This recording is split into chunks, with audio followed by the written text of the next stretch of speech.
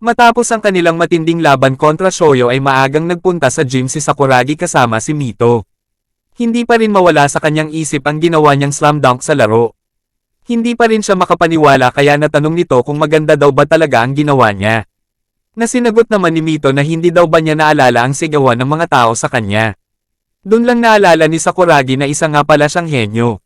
Habang nagtatawanan ng dalawa ay biglang dumating si Haruko na ikinatuwa niya. Pero hindi niya alam na kasunod pala nito si Akagi. Nabanggit ni Haruko na nasa dyaryo si Sakuragi. Pero wala siyang ideya sa sinasabi nito. Kaya ipinakita ito ni Haruko. Sa labas ay nagpanggap si Sakuragi na ibang tao at namigay ng dyaryo sa mga estudyante. Natuwa siya sa magagandang sinasabi tungkol sa performance niya. Pero meron din nagsasabi na tsamba lang daw ang nagawa niya. Na kanya namang ikina-bad trip. Nakapagtimpi lang siya nung maalala niya na sikat na siya kaya kailangan niyang maging mabait at isang mabuting halimbawa. Nabatukan naman siya ni Akagi dahil sa kalokohan niya. Ilang sandali pa ay nasagasaan siya ni Rokawa ng kanyang bisikleta kaya galit na galit siya dito. Nagsidatingan na din ang ibang miyembro ng Shohoku. Nagbigay ng suporta ang mga estudyante para sa mga susunod pa nilang laban. Sa practice nila ay sinabi ni Akagi na mas mahihirap na laban ang haharapin nila kaya wag silang maging kampante. Kahit maging second place lang daw sila ay sapat na yon para lang makapasok sila sa national tournament. Pero ayaw ni Sakuragi na second lang sila dahil gusto niya ay ang mag-champion. Ayon kay Kogure ay 3 na ang pasok sa semis na kinabibilangan ng Ryunan, Takezoto, at team nilang Shohoku. Paglalabanan ng Kainan at Takezono ang huling slot para sa semis. Sinabi ni Mitsui na siguradong Kainan ang makakapasok. Nasinang-ayunan ni Miyagi dahil hindi daw kakayanin ng Takezono ang Kainan. Tinanong ni Sakuragi kung wala daw ba talagang pag-asa ang Takezono na talunin ang Kainan. Iginiit ni Kogure na ang Kainan ang pinakamagaling sa kanilang distrito at sila ang laging naghahari sa loob ng ilang taon, samantalang tinalo na nila ang Takezono sa kanilang practice game kahit wala pa sa kanila si Miyagi at Mitsui noon. Natandaan din ni Kogure na ang superstar ng Takezono na si Oda ay nanggaling din sa Wako Junior High kung saan nag-aral din si Sakuragi. Muling bumalik sa alaala niya ang babaeng huling bomb-asted sa kanya na si Yoko at ipinagpalit siya sa isang basketball player na si Oda. Nawasak talaga ang puso niya nung panahon na yun dahil talagang patay na patay siya dito. Noong unang beses na nagkaroon ng practice game ang Shohoku at Takezono ay dito aksidenteng muling nagkita si Yoko at Sakuragi. Napakalaki ng ipinagbago nito at lalo siyang gumanda. Hindi makapagsalita ng maayos si Sakuragi, maging si Yoko ay medyo nahihiya din. Ayon kay Yoko ay ibang-iba na daw si Sakuragi ngayon kumpara nung nasa Wako Junior High pa sila. Ang kulay pula niyang buhok lang daw ang hindi nagbago sa kanya. Hindi daw niya akalain na naglalaro siya ng basketball. Napansin naman ni Sakuragi ang hawak na towel ni Yoko na may nakasulat na Oda na agad din naman niyang itinago. Habang nagkakamustahan sila ay dumating ang boyfriend ni Yoko na si Oda. Hindi niya daw akalain na ganun daw ka-close ang dalawa. Sinabi nito na paanong naging isang basketball player ang isang tulad niya na walang inatupag kundi pakikipag-away nung nasa junior high pa sila. Wala daw karapatan maglaro ng basketball ang isang tulad niya. Isa daw siyang kahihiyan sa basketball. Ikinagalit naman yun ni Sakuragi at isinalya siya sa pader. Sabi pa ni Oda na ayos lang kahit suntukin siya nito ng ilang beses basta wag na lang siyang maglaro ng basketball kahit kailan. Pero hindi pa rin siya nagawang saktan ni Sakuragi. Bago umalis si Oda ay sinabi nito na ipapakita nito ang totoong basketball sa paghaharap nila. Nakarating sa mga estudyante ng Takezono ang ginawa ni Sakuragi kay Oda, kaya sa pagpasok pa lang ni Sakuragi sa gym ay sinalubong siya ng galit at pagbuo ng mga ito. Sa unang bahagi ng laro ay puro kapalpakan ang nagawa ni Sakuragi kaya naman pinagtatawanan lang siya ng lahat ng nanunood. Pinaglalaruan lang din siya ni Oda kapag siya ang nagbabantay dito. Pero hindi matatawaran ang hassle ni Sakuragi. Natapos ang first half ng laro. Hindi pa rin natanggap ni Oda na habang siya ay nagpapakahirap sa training ay pagsasayang ng oras at puro basag ulo ang inaatupag ni Sakuragi. At tapos ngayon daw ay kasama na niya itong naglalaro sa iisang court. Mahal na mahal ni Yoko si Oda kaya naman sa Takezono niya din napiling mag-aral kung saan din napiling mag-enroll ni Oda. Pero dahil sa kagustuhan nitong lumakas agad ang team nila ay napansin ni Yoko na naging mainitin na ang ulo nito kaya sinabi niya yon kay Oda. Konting pagkakamali lang ng kanyang teammate sa practice ay agad nagagalit ito. Nawala na din ang ngiti nito kapag naglalaro ng basketball. Parang may kulang daw sa kanya. Hindi naman nagustuhan yun ni Oda kaya nasaktan niya si Yoko. Sa pagsisimula ng second half ay hindi pa rin nawawala ang hassle ni Sakuragi sa laro. Lahat ng loose balls ay pilit niyang hinahabol para makuha ito. Kahit paulit-ulit itong bumabagsak ay baliwala sa kanya.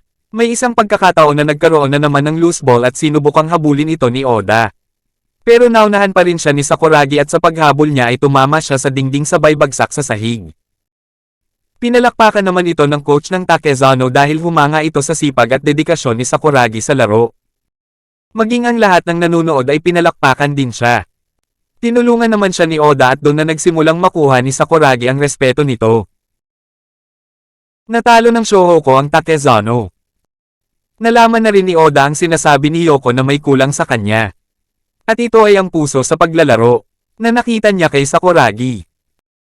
At ngayon nga ay matinding paghahanda ang ginagawa ni Oda at ng Takezano para sa darating nilang laban kontra Kainan. Habang hinahanap ni Yoko si Oda ay hindi niya sinasadyang makita ang itinatagong injury ni Oda. Nakuha niya daw yun nung aksidenteng tumama ang binti niya sa binti ng kanyang teammate. Pinigilan na niyang mag-practice si Oda dahil baka daw lalong lumala ito.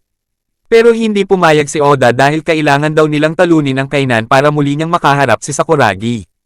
Minaliit daw niya kasi ito noong huli silang nagharap kaya natalo sila. Kaya ngayon ay gusto niyang makabawi.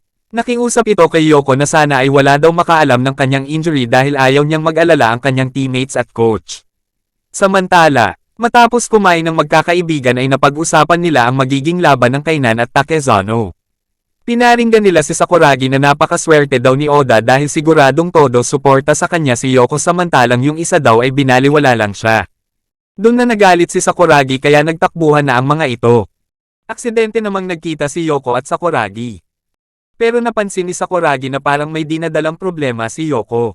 Nagpasya sila na pumunta sa Takezano para malaman kung ano ang problema ni Yoko.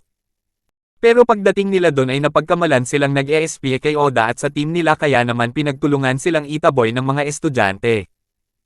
Kinumprante ni Sakuragi si Oda at sinabing sinusuportahan siya ni Yoko sa lahat ng gusto niyang gawin kaya dapat ay hindi niya masyadong pinag-aalala ito. Dali-daling nilapitan ni Yoko si Oda at inamin nito na may injury sa binti si Oda pero ayaw niyang magpapigil sa paglalaro. Kahit mga kaibigan ni Sakuragi ay pinayuhan siya na ipagpahinga na lang ang kanyang injury para na rin hindi na nag-aalala pa si Yoko. Pero ayaw magpapigil ni Oda at tatalunan daw niya ang Kainan. Kahit gabi na ay pinili pa rin pumunta ni Sakuragi sa gym para mag-practice. Hindi pa rin niya mapigilan na mag-alala kay Oda. Oras na ng laro ng Kainan at Takezano. Nandoon din si Akagi at Kogure para panoorin ang laban at para malaman kung sino ang sunod nilang makakaharap. Hindi pinaglaro ng Kainan ang kanilang ace player na si Maki at ilan pang starting members nito. Ayon sa players ng Takezano ay masyadong silang minamaliit ng Kainan. Sa pagsisimula ng laro ay ginado agad si Oda kaya nakagawa ito ng sunod-sunod na puntos.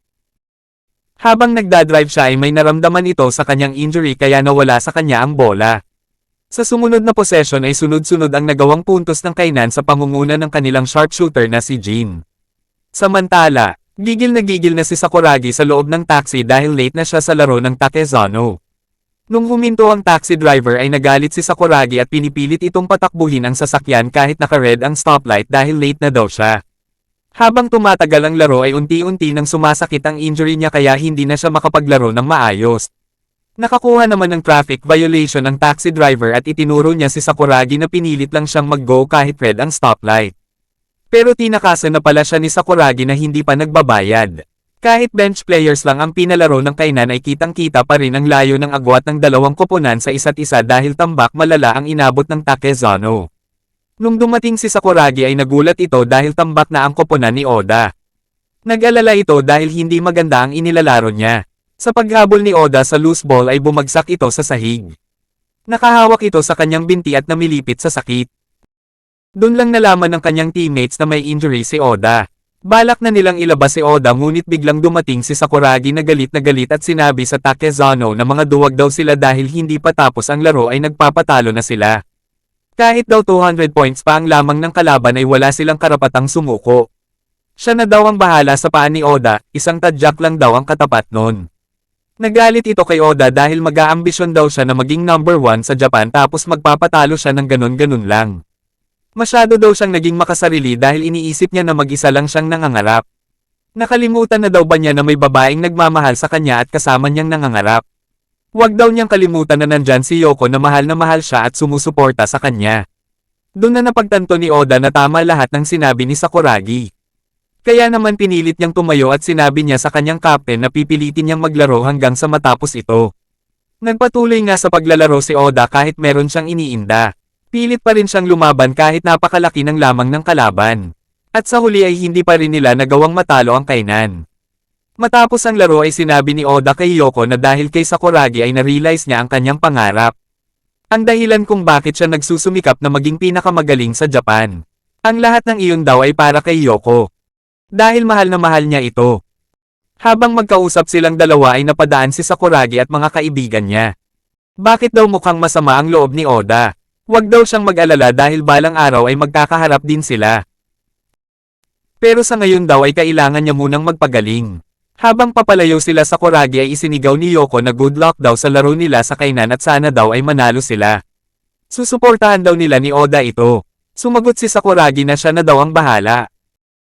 Naghahanda na ang Shohoku sa kanilang magiging laban kontra kainan. Determinado naman si Sakuragi na tatalunan niya ang mga ito. Sinabi ni Coach Anzai na kung hindi sila determinadong talunin ang kainan ay wala silang karapatan na harapin ang mga ito. Pero handa ang Team Shohoku sa hamon ng pinakamagaling na team sa distrito. 16 na sunod ng numero 1 sa distrito ng Kanagawa ang kainan. Magawa nga kaya nilang talunin ang pinakamalakas na koponan.